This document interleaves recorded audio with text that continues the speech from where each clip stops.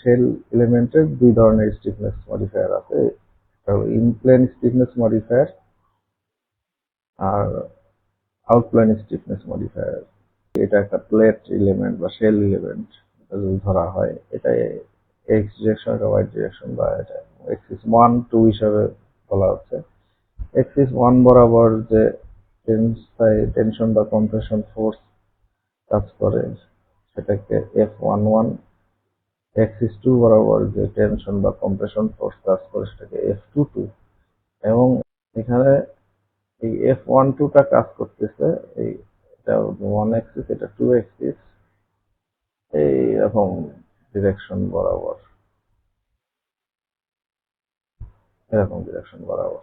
বাকি তিনটা যেটা আউটপ্লেন stiffness refers M11, M22, M12, এখানে মূলত এই মোমেন্ট ক্যারি করতেছে স্ল্যাবের মধ্যে যদি চিন্তা করেন আর কি।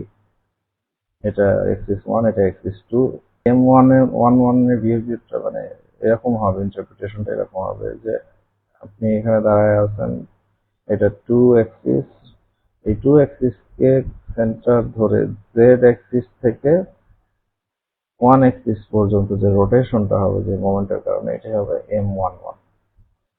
ঠিক আছে, সিমিলারলি এখানে এক্সিস 2, এইদিকে হলো এক্সিস 1,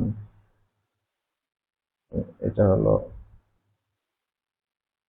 সি যদি হয়। এখানকার মোমেন্টটা কেমন হবে যে এই 1 এক্সিসকে সেন্টার ধরে 3 এক্সিস থেকে 2 এক্সিসের দিকে, এই যে মুভমেন্ট, এটা হবে M22।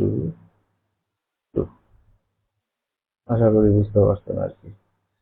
আর M12টা হলো যে সাপোজ এই আপনারা এই ছোট ছবিটাতে যদি দেখেন আর কি, আমি আপনাদের দেখাচ্ছি আর কি। এই M11